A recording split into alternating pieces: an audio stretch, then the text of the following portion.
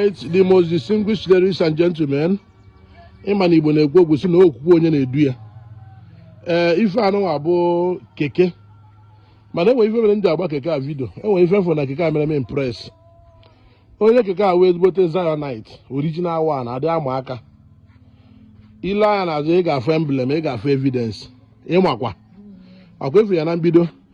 Jesus ọfụchalụ fancha, Jesus okwuchalụ fancha, Jesus omechalụ fancha, inezi anya na nefu onye etichala ọbụlụ odogwu. Zion we move, Zion we fly. Ihe anụwa bụ onye ama Chineke ji were atọ ndị mmadụ na-agbụ. Ihe a bụ evangelist Chukwuebuka Anọzie Obi, Zion Ministry. So onye keke anụwa ka o si wee nwee time dee ihe niile all the slogan eji wee mara Zion ihe mere m impress. Ebe a ga-efu ka edere ọ na-arụ ọrụ gịnị gwuo dere ịbịa side ya ga-efukwa ka edekwere ya ọ na-arụ ọrụ gwuo na nke mbụ my brother ekenekwa anyị. Yeah. Zion bụ ebe Chineke na-arụ ọrụ. Esigo m na be nna m ebe a wee gaa Zion gaa Lagos. From Uga? From Anambra? Si ebe a gba moto gaa Lagos. Wee fụsie ihe niile na-eme ebe a. Wute ihe Chineke mekwuru n'onwe m.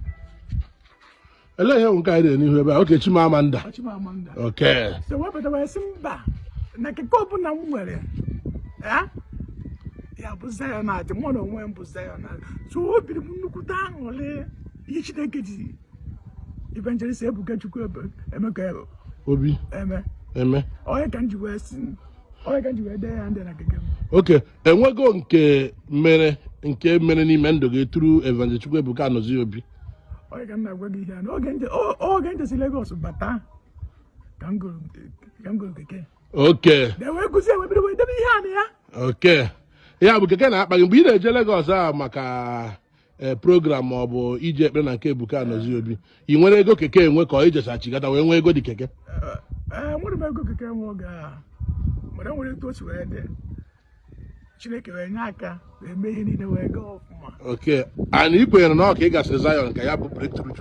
Yes, ekweta m. Okay. Kedu ihe nwere ịgwa ndị dị ka ụwa na-atụgharị ha maka enwere mgbe ọ na-atụgharị gị mana tata ịbụzi onye nwere keke, kedu ihe nwere ịgwa ndị dị otu a bụ ndị na-eje Zion mana ya adịghị ha ka Chineke echetabeghị ha? Nke ihe nwere ịgwa ndị dị otu a? Wele ihe na-agwa ha bụ fanwee ndidi chekwube na Chukwu. Ibe na-akọwa kịta ebe anyị na-ele odu ihe ji wee mara m bụ Jizọs o mechara fancha. Ya ikwenyesi ike na Jizọs na-eme ha niile. Ibe na-akọ ọkwa ebe anyị na-ele odu na-akọ ọkwa ka anyị na-ele odu ihe ji wee mara m bụ Jizọs o mechara fancha.